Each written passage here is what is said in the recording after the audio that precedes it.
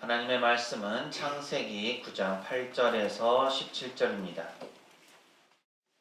하나님이 노아와 그와 함께한 아들들에게 말씀하여 이르시되 내가 내 언약을 너희와 너희 후손과 너희와 함께한 모든 생물 곧 너희와 함께한 새와 가축과 땅의 모든 생물에게 세우리니 방주에서 나온 모든 것 곧 땅의 모든 짐승에게니라.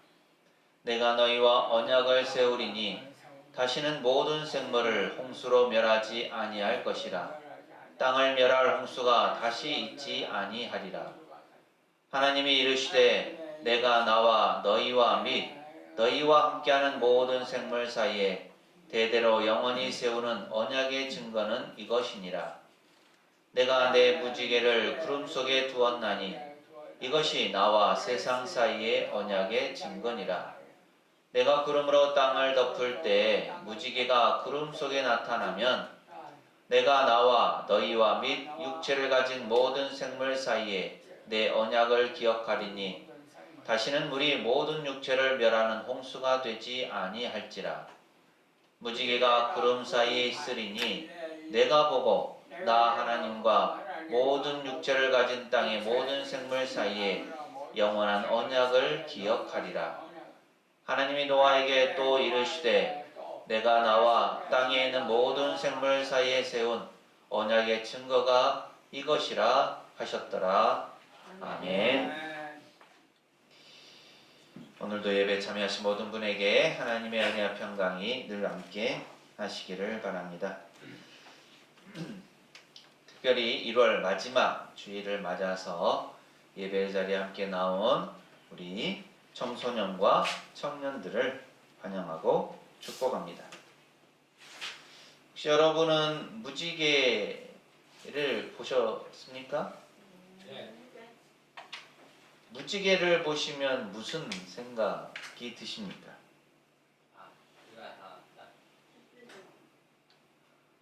와, 예쁘다, 아름답다, 뭐 신기하다 라는 거란 반응이 있을 것이라고 생각됩니다.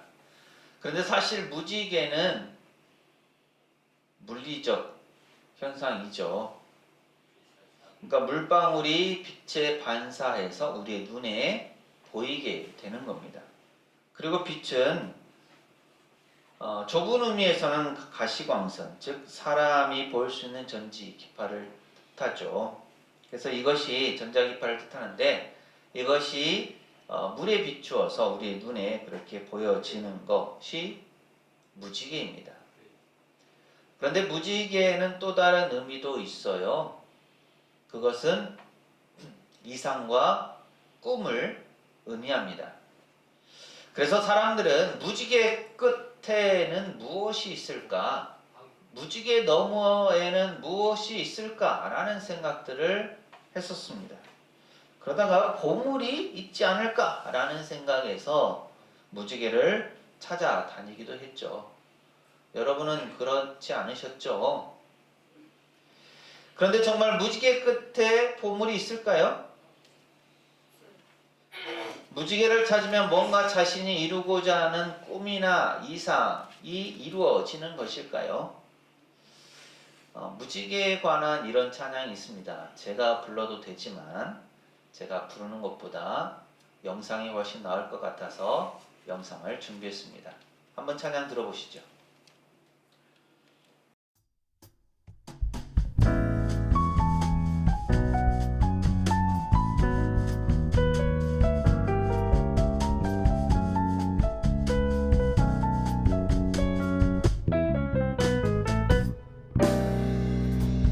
무지개를 찾아다니시나요?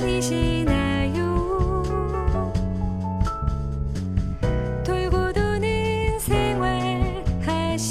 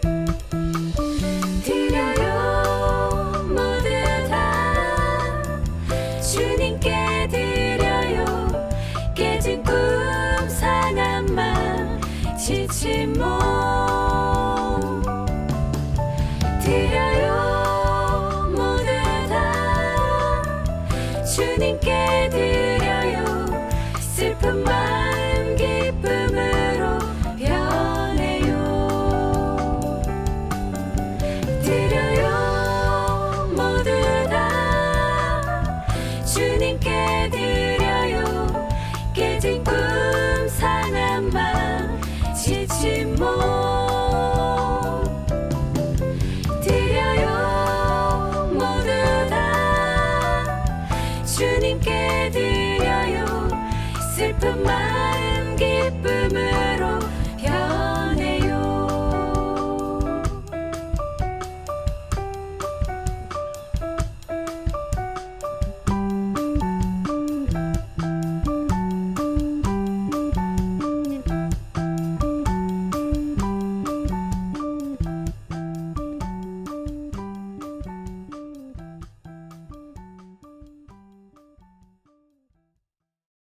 곡이 어떠십니까? 괜찮으신가요? 무지개를 찾아다니는 것과 같은 그런 헛된 이상, 헛된 꿈, 그런 것들을 찾아다니지 말고 모든 것들을 주님께 내어 맡기라. 그래서 주님께서 주시는 기쁨과 평안을 누리라 라는 의미의 찬양입니다. 2025년을 시작한 지가 이제 4주가 되어가고 있는데요. 여러분 그렇게 살고 계십니까? 우리 앞뒤 좌우에 계신 분들하고 이렇게 인사하실까요? 헛된 꿈을 찾아다니지 맙시다. 한 번 더 하시죠. 무지개의 의미를 기억합시다. 네, 오늘 우리가 읽은 성경 말씀에 이 무지개가 나오죠. 노아의 홍수 사건 이후에 하나님께서 노아와 그의 가족들에게 보여주신 약속의 내용입니다. 노아와 그 시대 홍수에 관한 얘기는 여러분 다 익히 들어보셔서 알고 있을 내용이죠. 하나님께서 천지를 창조하시고 아담과 하와를 지으시고 모든 생물을 다스리고 생육하고 번성해서 땅에 충만하라는 그런 말씀을 주셨습니다. 하지만 아담과 하와가 선악을 알게 하는 나무의 열매를 따먹음으로 말미암아 하나님으로부터 벌을 받게 되었고 에덴 동산에서 쫓겨나게 되었죠. 그리고 시간이 흘러서 아담은 죽고 아담의 10대 손인 노아가 세상에 살 때였습니다. 그 당시의 상황을 성경은 이렇게 표현하고 있습니다. 창세기 6장 5절에서 7절 말씀인데요. 함께 읽습니다. 시작. 여호와께서 사람의 죄악이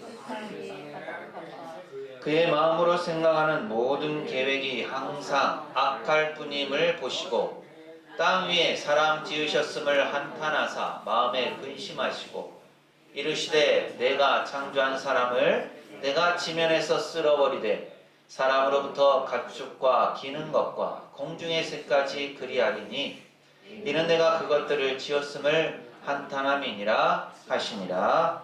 아멘. 사람의 죄악이 세상에 가득했습니다.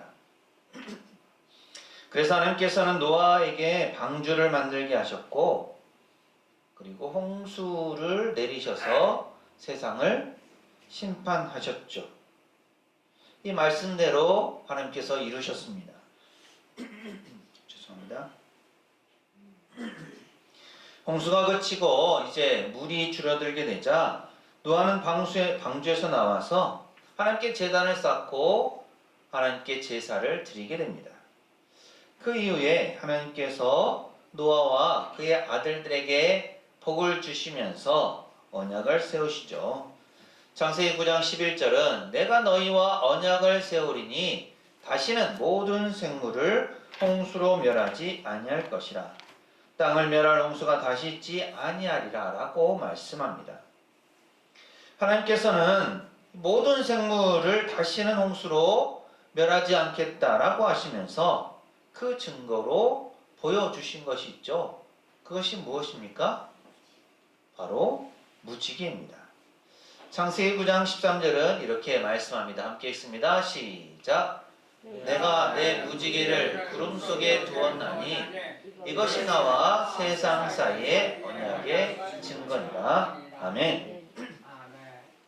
무지개가 무엇을 뜻한다라고 말씀하십니까? 하나님과의 언약의 증거다라는 것이죠. 언약이 무슨 의미인지 아십니까? 언약은 사전적 의미로 말로 하는 약속 혹은 쌍방 간의 합의에 이루어지는 약속이라고 합니다.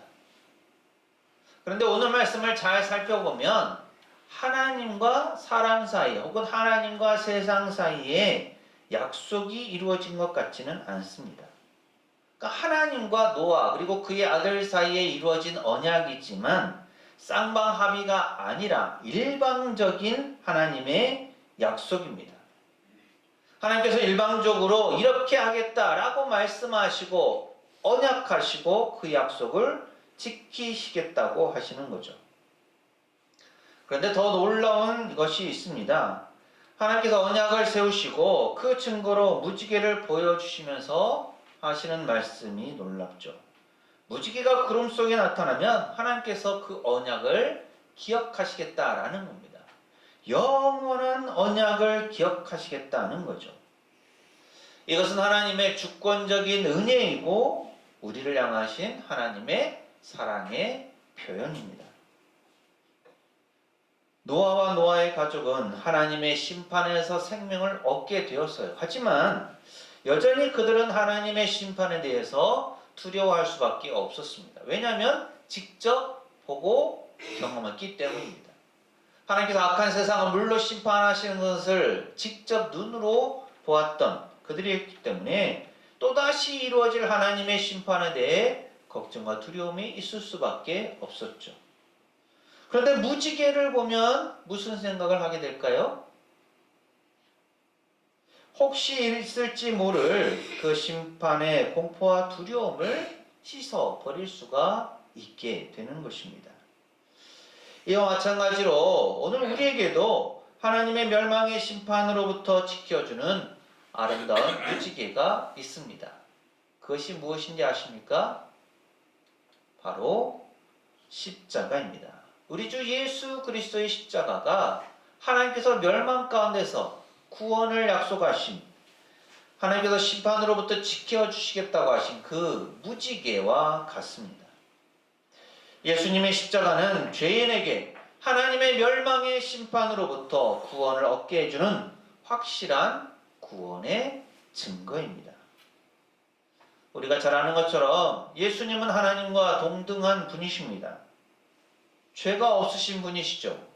하지만 그분께서 친히 인류의 죄를 대신 짊어지시고 십자가에서 인간을 대신해서 대속 제물로 죽으셨습니다. 그래서 우리에게 구원의 약속을 이루도록 하셨죠. 이것은 무지개를 보시고 노아와의 언약을 기억하셔서 홍수로 세상을 심판하지 않으시겠다고 하시는 그 하나님께서 동일하게 그리스도의 속죄의 피를 보시고 그 십자가를 보시고 그 대속의 은혜를 믿는 자마다 예수 그리스도의 보혈을 믿는 자마다 죄와 멸망의 심판에서 구원해 주시는 것입니다. 어떻습니까? 여러분은 그리스도의 십자가를 바라볼 때 무엇을 느끼십니까? 또 비온 뒤 간혹 보이는 아름다운 무지개를 볼 때 무슨 생각이 드십니까? 무지개를 보면서 죄악된 세상을 하나님께서 심판하시지만 또 다른 측면에서 하나님께서 구원을 베풀어 주신다라는 것을 꼭 기억하시기 바랍니다. 그래서 심판과 두려움에 대한 그 모든 것에서 해방되어서 자유를 누리고 구원에 관한 확신을 갖고 날마다 기쁨과 감사가 넘치는 생활을 하시기 바랍니다. 그리고 여기서 한 가지 더 우리는 하나님의 약속인 그 무지개가 주어지는 대상에 대해서 한 번 더 생각해 보려고 합니다. 하나님과 언약 관계에 놓인 사람이 누구일까요? 노아와 그의 가족, 그의 아들들이죠. 무지개 약속이 주어지는 때에는 하나님께서 노아와 그의 아들들에게 이 약속을 하십니다.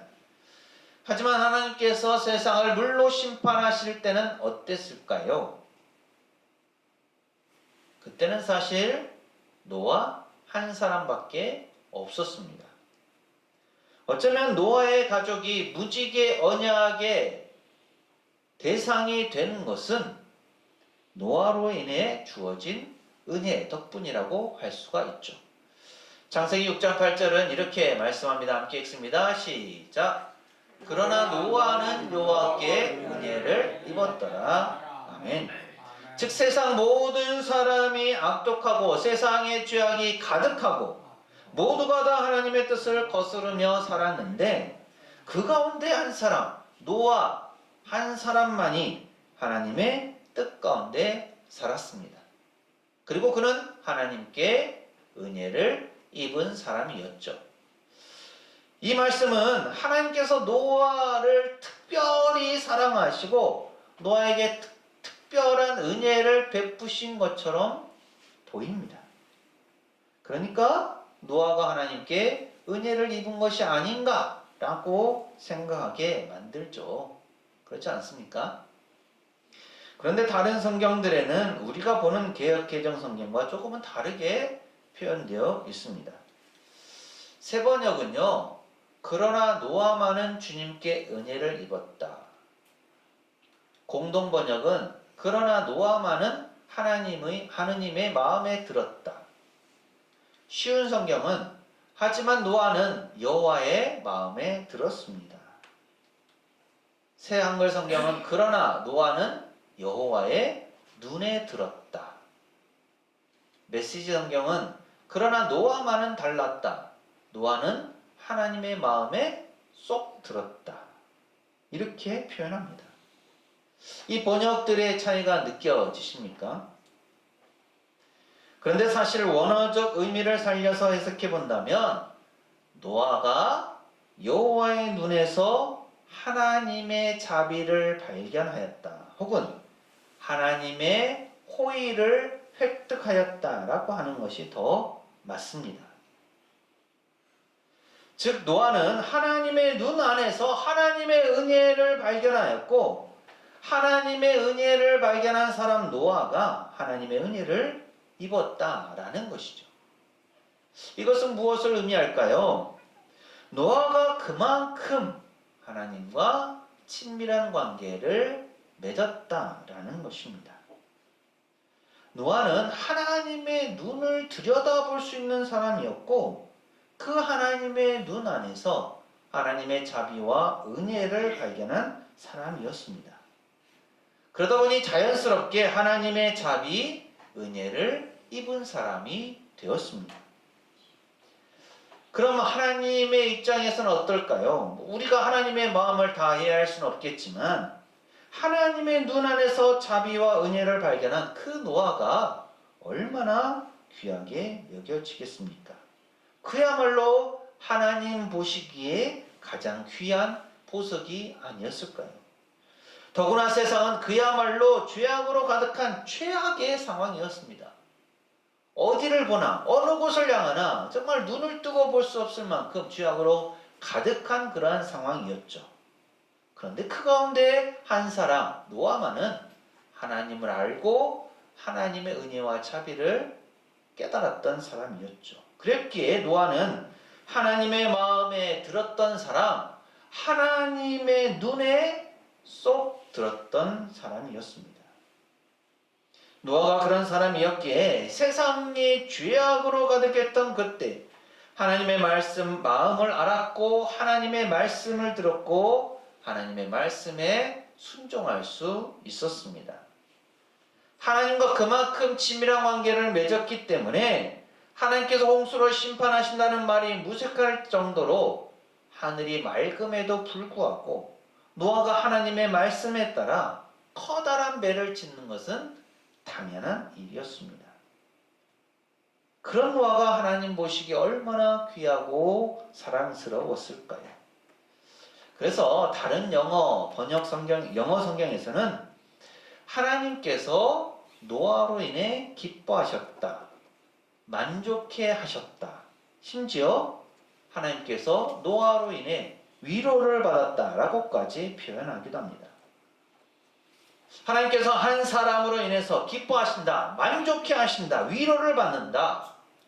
이것이 가능한 일일까요?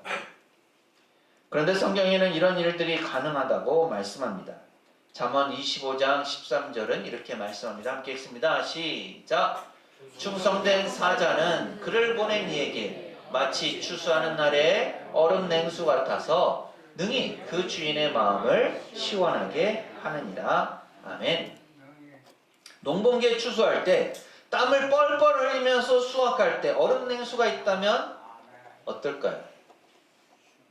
얼음 냉수를 마시면 온 몸과 마음이 시원해집니다. 충성된 사자가 이와 같다는 거죠. 충성스러운 사자는 그를 보낸 사람에게 추수 때의 얼음 냉수와 같은 존재입니다. 사자는 주인을 시원하게 할 뿐만 아니라 주인의 마음을 회복시킵니다. 심부름을 보낸 주인의 영혼까지 회복시킬 정도로 그가 귀하다는 의미이죠. 예수님께서도 달란트에 비유해서 5달란트, 2달란트를 받았다가 장사하여 또 5달란트, 2달란트를 남긴 종들에 대해서 말씀하셨죠. 마태복음 25장 21절은 그 주인이 이르되 잘하였도다 착하고 충성된 종아 네가 적은 일에 충성하였으며 내가 많은 것을 내게 맡기리니 내 주인의 즐거움에 참여할지어다 하고 라고 말씀합니다. 종으로서 주인에게 칭찬을 받는 것이 쉬운 일은 아니죠. 왜냐하면 종이 뭘 해도 당연히 종이니까 그만큼 한다라고 생각하기 쉽습니다. 더구나 주인으로부터 많은 것을 맡아서 주인의 즐거움에 참여한다라는 것은 결코 쉬운 일이 아닙니다. 그런데 그렇게 주인의 즐거움에 참여할 정도로 종이 인정을 받고 칭찬을 받았다라는 겁니다. 우리가 잘 아는 다윗에 대한 평가도 비슷합니다. 사도행전 13장 22절은 패하시고 다윗을 왕으로 세우시고 증언하여 이르시되 내가 이 세 아들 다윗을 만나니 내 마음에 맞는 사람이라 내 뜻을 다 이루리라 하시더니 라고 말씀합니다. 하나님 보시기에 다윗은 하나님의 마음에 맞는 사람이었습니다. 그러다 보니 하나님은 다윗을 통해서 하나님의 뜻을 다 이루겠다라고 하신 것이죠. 이렇게 하나님의 눈에서 은혜를 발견하는 사람, 하나님의 마음을 시원하게 하는 사람, 주인의 즐거움에 참여하는 사람, 하나님의 마음에 맞는 사람, 이런 사람이 하나님의 은혜를 입는 사람입니다. 그리고 그런 사람이 하나님과의 언약 관계에 놓이게 되죠. 하나님은 이런 사람들을 통해서 하나님의 귀한 역사를 이루어 가십니다. 그리고 이런 하나님의 뜻을 정확하게 알아서 온전히 그 하나님의 뜻을 이룬 사람은 오직 한 분, 예수 그리스도이십니다. 그래서 하나님은 예수님을 통해서 구원의 약속을 성취하셨고 우리에게 구원의 은혜를 베풀어 주셨습니다. 이렇게 무지개에 담긴 하나님의 약속은 하나의 상징처럼 예수 그리스도의 십자가를 통해서 완성되었습니다. 그리고 우리는 노아처럼 하나님 언약의 당사자로서 하나님의 은혜를 입은 사람들입니다. 우리 모두가 노아처럼 또 충성된 사자처럼 착하고 충성된 종처럼 다윗처럼 하나님의 언약 관계 안에서 하나님의 은혜를 입으시기를 바랍니다. 그래서 하나님과 더욱더 친밀한 관계를 맺어감으로 하나님의 뜻을 이루어갈 수 있게 되기를 간절히 소망합니다. 기도합니다. 죄악된 세상을 심판하시지만 그 가운데서 하나님의 백성을 구원하시는 하나님 아버지, 무지개를 통한 하나님의 약속을 기억합니다. 또한 세상을 향한 구원의 약속을 예수 그리스도의 십자가를 통해서 이루어 주시니 감사합니다. 그로 말미암아 저희도 구원의 은혜로 덧입혀짐을 감사드립니다. 저희가 날마다 이 하나님의 은혜와 사랑에 믿음으로 반응하면서 구원의 확신을 가지고 기쁨과 감사의 생활을 하게 하옵소서. 또한 하나님의 은혜를 입은 사람으로서 주님과 더욱 친밀한 관계를 맺어가면서 하나님의 뜻을 이루어가게 하옵소서. 예수님 이름으로 기도합니다. 아멘. 무지개에는 하나님의 약속이 담겨 있습니다. 하나님께서 약속하신 대상은 하나님의 은혜를 입은 사람입니다. 사랑하는 새송교회 교우 여러분, 하나님의 은혜를 입은 언약 백성으로서 살아가십시오. 하나님과 더욱 친밀한 관계를 맺을 때 우리는 하나님의 뜻을 이룰 수 있습니다. 주님께서 주시는 이 말씀을 품고 세상으로 나가십시오. 하나님께서 우리와 함께 하십니다. 지금은 우리 주님 예수 그리스도의 은혜와 아버지 하나님의 무한하신 사랑하심과 보혜사 성령님의 충만 교통하심이 하나님의 언약 백성으로서 하나님과 더욱 친밀한 관계를 맺음으로 하나님의 뜻을 이루어가기를 소망하는 새송교회 모든 교우들 가정과 삶과 생업과 사역 위에 이 한 주간의 모든 생활 가운데 오늘 예배에 참여한 모든 이들 위해 특별히 명절을 맞아 가고오는 모든 발걸음과 우리 교회 위에 영원토록 함께 하시기를 간절히 축원하옵나이다.